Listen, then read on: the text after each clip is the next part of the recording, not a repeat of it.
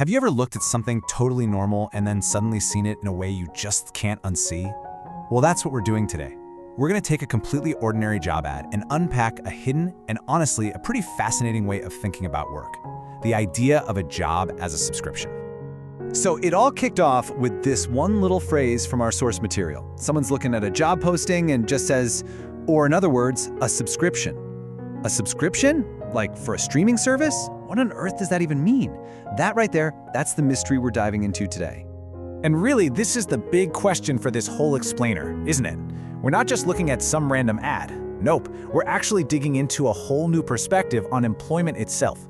So let's get into it. What does it actually mean to subscribe to a job? All right, so every good investigation needs a clue, right? And ours is the exact document that got this whole conversation started. It's time to decode this thing. And here it is. At first glance, it's just a totally standard job posting for a delivery driver. I mean, you've probably scrolled past 100 of these, right? It's got all the usual stuff: duties, requirements, benefits.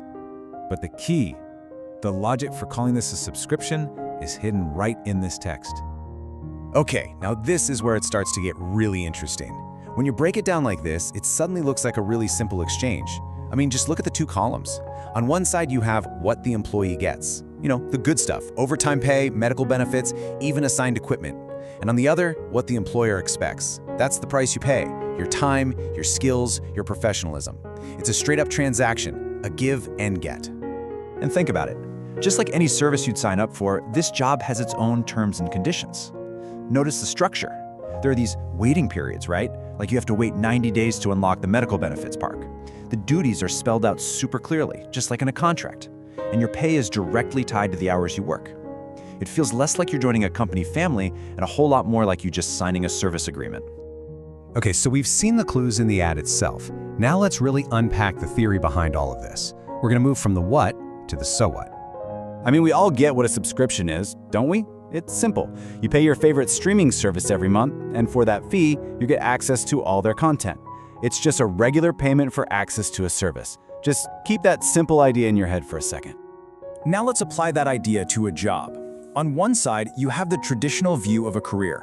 You know, it's all about long-term loyalty, you grow at the company, it's this whole evolving relationship. But the job subscription model, that's totally different. It's much more of a direct transactional thing. The focus is simply on the exchange. You provide your services, and in return, you get access to an income and benefits. It's a clear-cut agreement with specific terms. And this is really the heart of it. In this view, you're not so much having a career as you are subscribing to an income stream. Your work, those 40+ hours a week, that's your subscription fee. And what do you get in return? You get access to a service, a steady paycheck, healthcare, a 401k. You're not building a life with a company, you're literally just subscribing to their payroll. So you might be thinking, okay, that's a clever way to look at it, but so what? Well, this is more than just a thought experiment. Let's zoom out a bit and see why this perspective really matters in the bigger picture. See, this whole job as a subscription idea isn't just coming out of nowhere. It actually highlights a massive shift that's been happening in employment for a while now, a move towards more flexible and, well, transactional relationships. I mean, just think about the rise of the gig economy, or how few people really have a job for life anymore. Everything's becoming more about flexibility. So here's the bottom line. The crucial point is that when you frame a job as access to a service, like getting an income and benefits, instead of seeing it as a lifelong partnership, it changes the whole dynamic. It's no longer about this deep mutual loyalty. It's about getting access to what you need. And that leaves us with one last kind of provocative question to think about. If your job really is just a subscription, well, every subscription has a cancel button. So who holds the power to push it? Is it you? Is it them? Something to think about for sure.